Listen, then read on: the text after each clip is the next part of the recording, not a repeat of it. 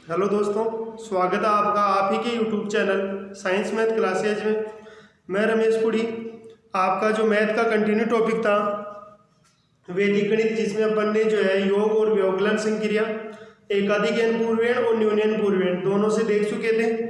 अब नेक्स्ट है अपनी गुणन संक्रिया।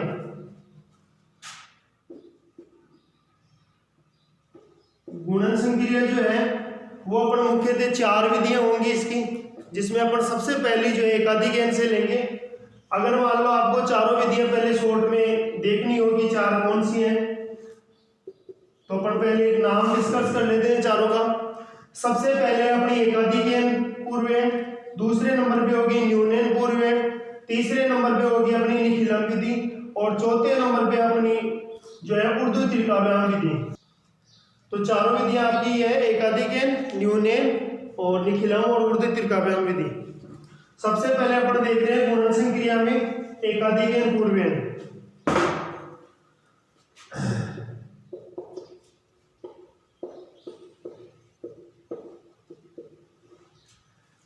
देखो एकाधिकन पूर्वेण में मुख्यतः अपन 2 संख्याएं देखेंगे। जैसे मान लो अपन कोई सा भी एग्जांपल ले, जैसे मान लो अपन इक्वेशन ले लें 103 × 107,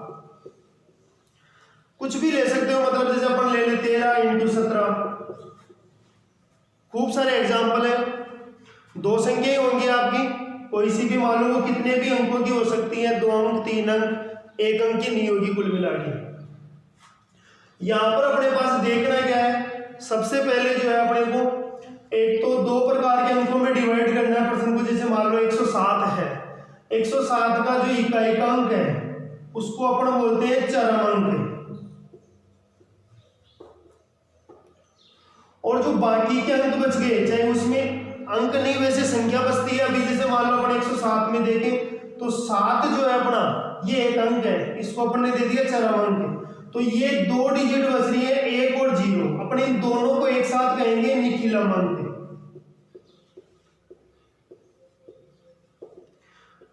अंक हालांकि एक ही होता है, जैसे आपको शुरू में बताया था कि 0 से लेकर के 9 तक ये अंक होते हैं, लेकिन यहाँ पे अपने पास जो भी शेष बच रहा है अपन उनको निखिलम अंक बोलते हैं।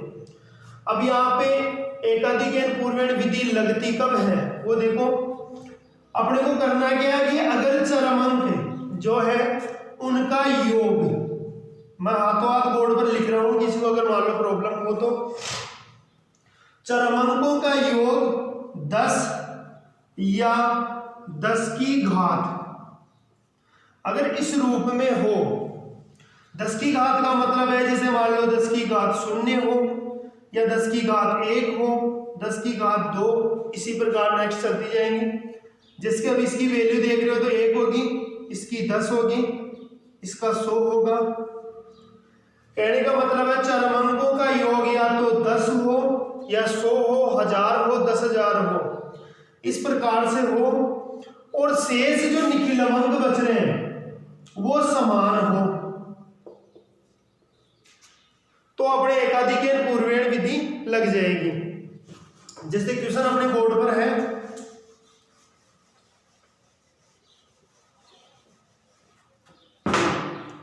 इसी की बात कर लेते 103 × 107।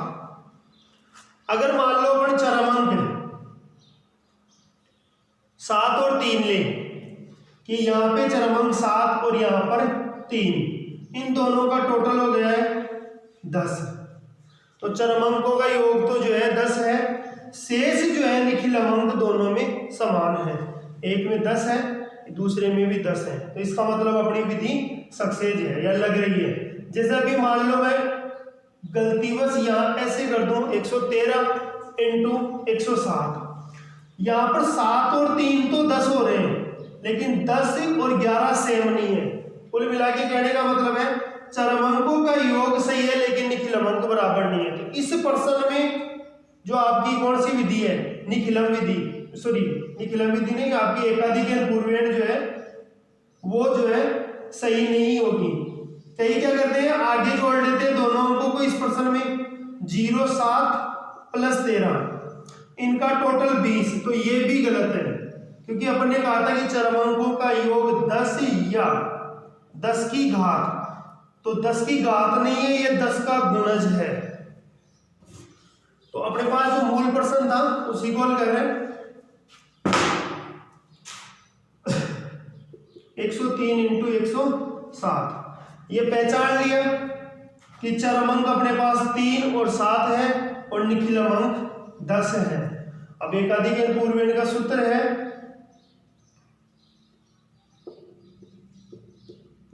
निखिलम अंक इंटू एकाधिकेन। एकाधिकेन किसका? निखिलमंक का। पूरा लिख सकते हो, निखिलमंक इंटू निखिलमंक का एकाधिकेन ओब्लिक चरम अंकों का गुणनफल।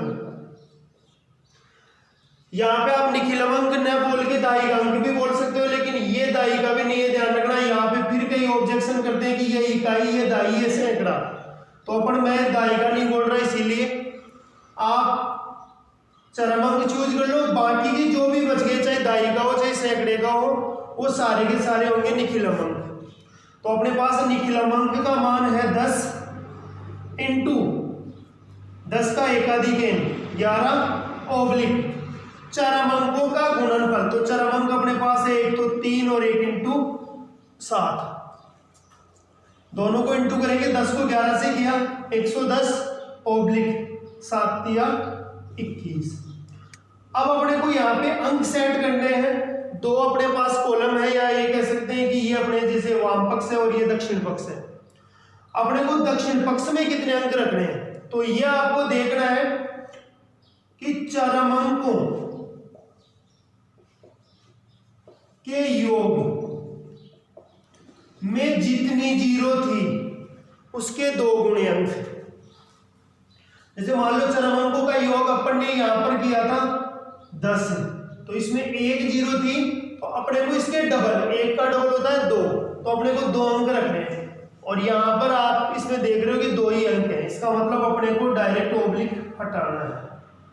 अगर अंक ज्यादा होता है यहाँ पर, जैसे XYZ कुछ भी और होता तो अपन उसको आगे प्लस कर देते, और अगर कम होता तो अपन अंक पूरे करते। जैसे 1 होता तो अपन आगे, जैसे मान लो नेक्स्ट क्वेश्चन किसी भी प्रकार से लेकर के देख रहे हैं, तो ये आपकी एकाधिक पूर्वेण विधि है, जिसमें सबसे पहला काम है चरमंकों का चयन करना, फिर निखिलमंक देखना कि बराबर है या नहीं है, फिर अपने को सूत्र देखना है कि निखिलमंक इंटू एकाधिकेन ओब्लिक चरमंकों का गुणनफल।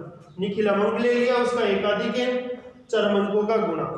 अंक सेट करने की बात आती है तो वो आपको बताई थी कि चरमंकों के योग में जितनी जीरो हो उसकी 2 गुणी। अगर 1 जीरो है तो 2 अंक रहेगा, अगर 2 जीरो आ रही है तो 4 अंक रहेंगे।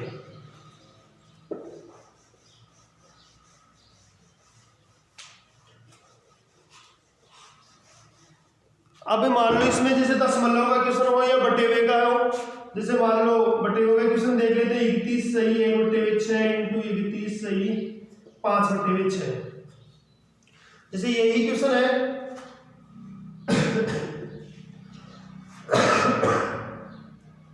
इसमें अपन देख रहे हैं या तो ये मान लो कि जो भिन्न के रूप में है उनको आप चरमंक मान लो, और जो शेष बच गए वो निखिलमंक है। देख रहे हो यहाँ पे 1/6 और 5/6 चरमंक है, और यहाँ पे जो निखिलमंक है वो समान है, इधर भी 31 है और इधर भी 31 है। लेकिन बात वही आ जाती है कि कई कहते हैं कि इनका योग तो 10 नहीं हुआ या 10 की घात, तो 10 नहीं है, 10 की घात जरूर है।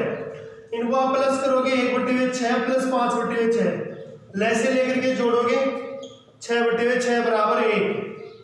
तो ये मैंने शुरू में भी लिखा था, यहाँ पे 10 की घात 0 का परिणाम है। ये जो 10 की घात 0 होती है उसका मान होता है 1। इसका मतलब जो चरमंकों का योग है वो 10 की घात के रूप में है, और निखिलमंक समान भी है। तो यहाँ पर अपना इसमें भी फॉर्मूला सक्सेस है, काम वही करेंगे, निखिलमंक इंटू एकाधिकेन, तो 31 का एकाधिकेन हो गया 32 ओब्लिक चरमंकों का गुणनफल।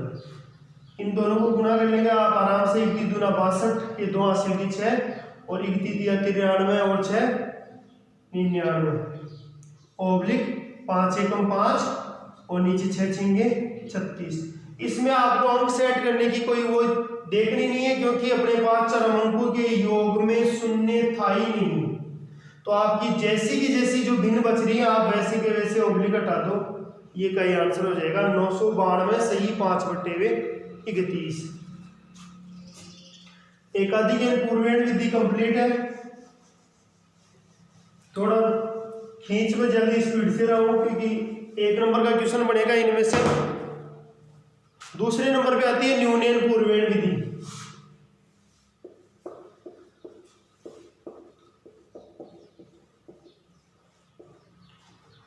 न्यूनयन पूर्वेण विधि जो है, हर विधि का सिस्टम वही है कि अपन लगाते कैसे हैं विधि में, पर्सन में लगेगा या हमारे वो विधि लग रही है नहीं लग रही।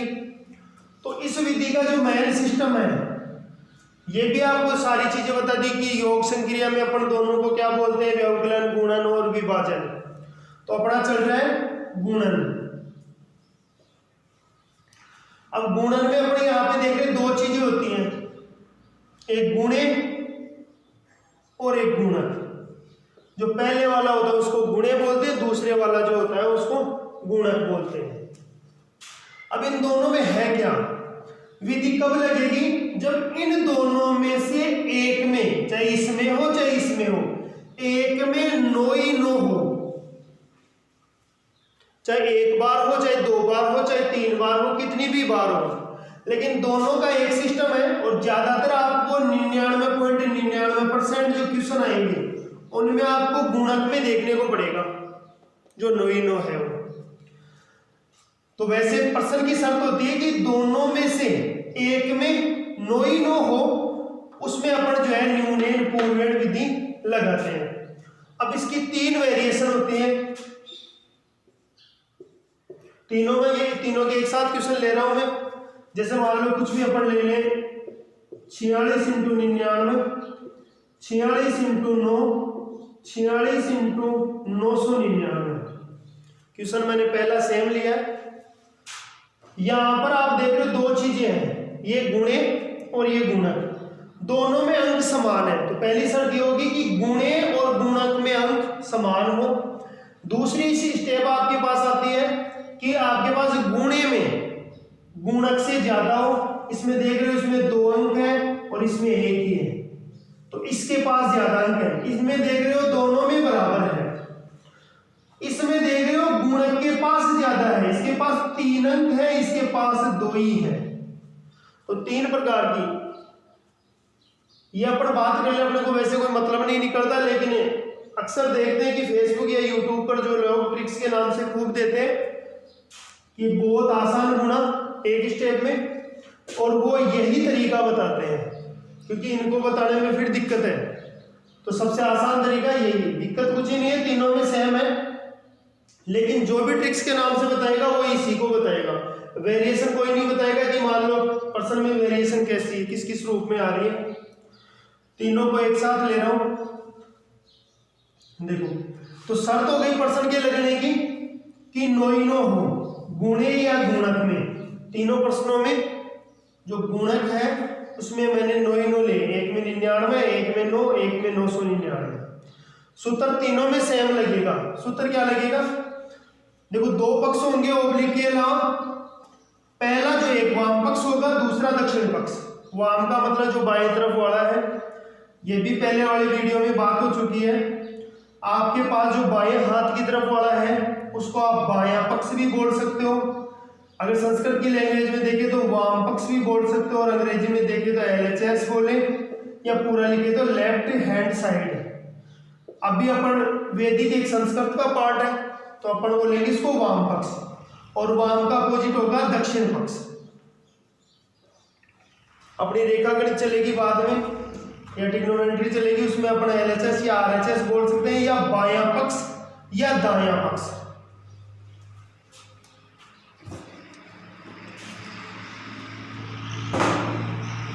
तो यहां पे सूत्र होगा कि गुणे -1,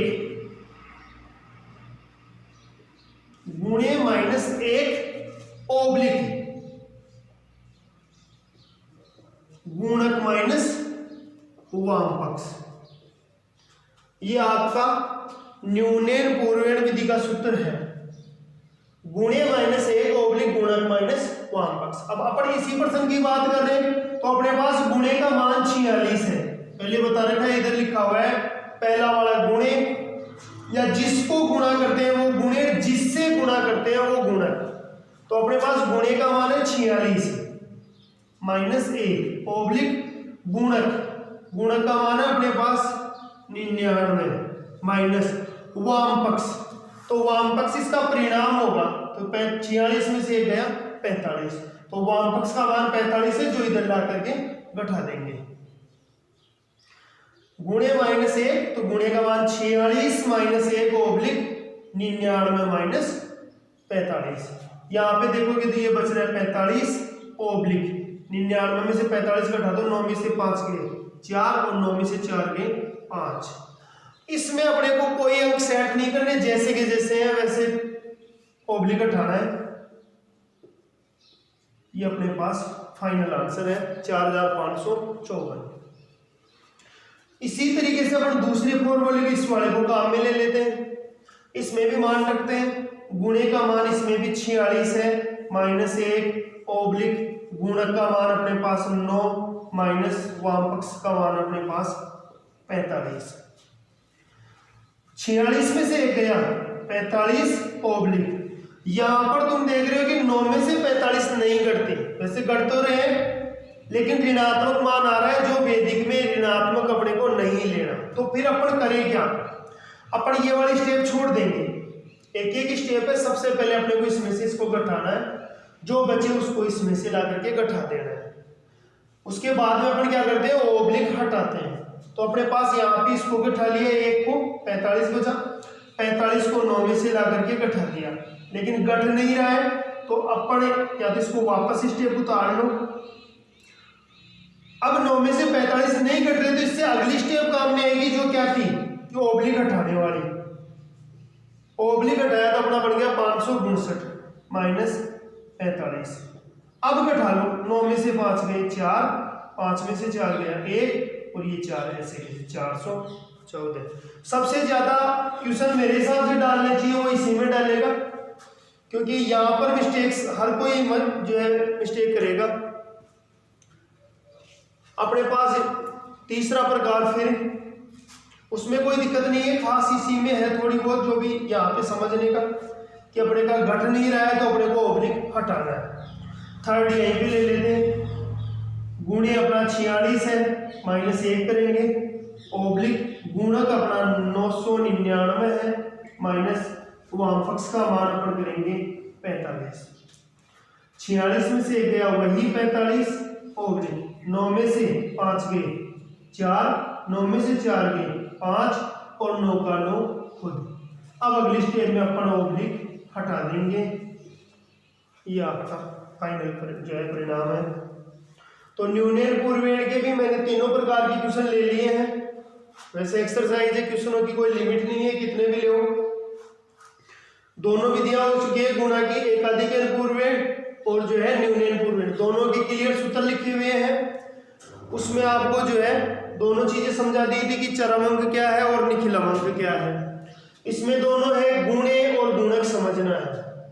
कहीं उल्टा मान लो कि आप इसको गुणक मान रहे हो, इसको गुणे मान रहे हो। 3 प्रकार की वेरिएशन है, तीनों प्रकार की क्वेश्चन है। पहला क्वेश्चन यहां तक रहा, ये रहा, दूसरा क्वेश्चन ये रहा और तीसरा क्वेश्चन ये रहा।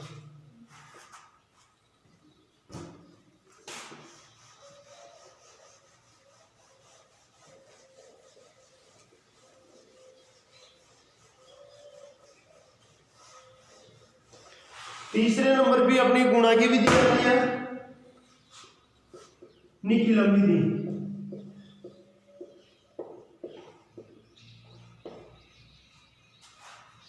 निखिलम विधि को जो है अपन 8th क्लास से पढ़ते हैं वो। इसमें आप 2 संख्याओं के भी गुणा देख रहे हो, 3 के भी देख रहे हो। तो अपन सबसे पहले एग्जांपल किसी भी प्रकार का, जैसे मान लो अपन क्वेश्चन ले लें 34 × 33 ले लो। एक अपन क्वेश्चन ले लेते हैं 12 × 14 का ले लो। और नीचे 3 संख्याओं के बाद में ले रहे हैं 1 मिनट। दोनों में काफी फर्क है, संख्याएं बड़ी छोटी भी कर सकते हो, जैसे मान लो मैं 20 को 28 भी कर लेता हूँ, वो अलग बात है, कोई लिमिट नहीं है क्वेश्चनों की। तो 34 × 33 और दूसरा क्वेश्चन है 12 × 14, दोनों लेने के काफी फर्क है। ये आधार विधि के लिए लिया है और ये उपाधार विधि के लिए लिया है। इसमें चाहे 2 संख्याओं के गुणा हो चाहे 3 संख्याओं के गुणा हो, आपको विधियां दोनों ही लगती हैं, आधार विधि या फिर उपाधार। जैसे आधार विधि है और ये उपाधार विधि है।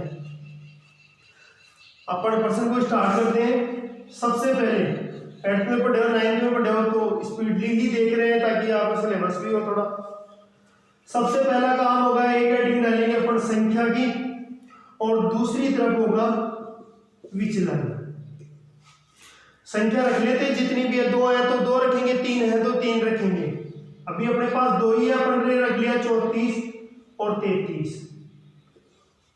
देखो अपन साइड में क्या करते हैं, कुछ चीजें माननी है। एक होता है आधार, जिसको अपन बेस बोल सकते हैं। ये संख्या किस पर टिकी हुई है, अगर इनको कम करते जाएं तो ये मुख्यतः 10 पर टिकी हुई है। देखो 10 का गुणज है 10 से, जैसे मान 10 10 दूनी 20 10 या 30, तो ये इनका मुख्य आधार 10 है।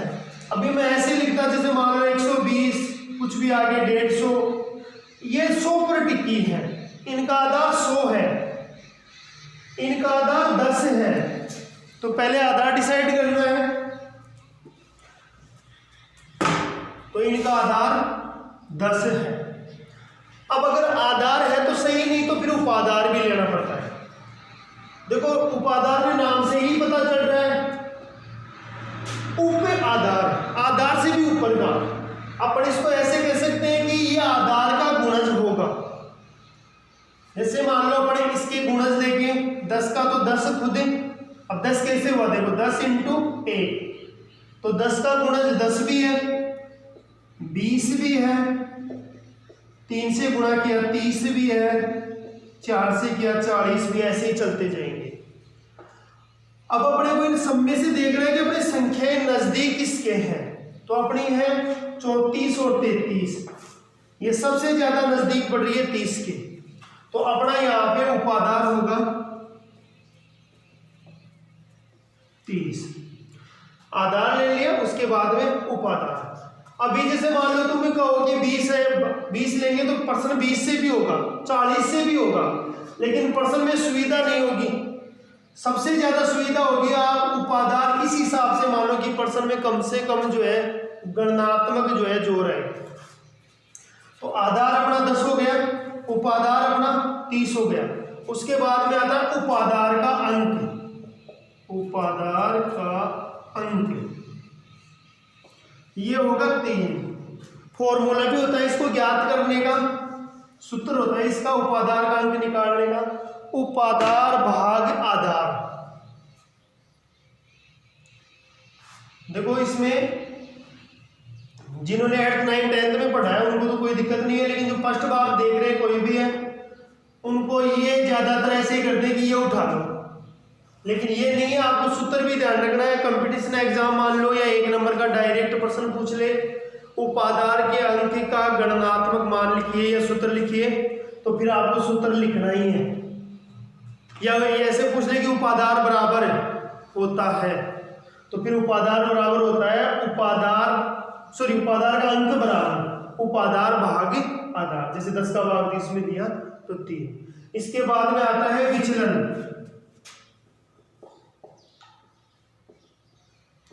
विचलन का सूत्र होता है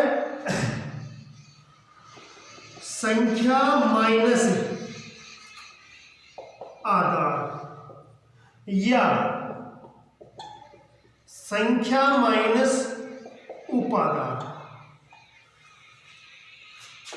विचलन निकाल रहे हो, अगर आपके पास संख्या दे रखी है और आधार दे रखा है तो आप संख्या में से आधार घटा लो, और अगर आपके प्रश्न में उपाधार भी आ रहा है तो आप संख्या में से उपाधार घटाओगे, तो यह आपका विचलन निकलेगा। जैसे अभी अपन इस प्रश्न की बात करें तो अपन ने इसमें उपाधार की आवश्यकता पड़ी है, तो तो अपन करेंगे संख्या में से उपादान को घटाएंगे, न कि आधार को।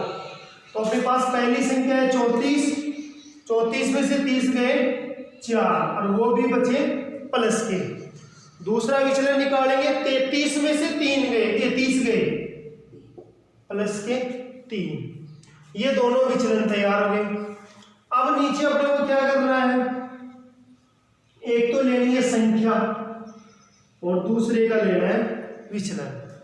मान सेम होगा, अगर ऊपर वाली संख्या ले रहे हैं तो नीचे वाला विचलन, जैसे 34 और 3 37।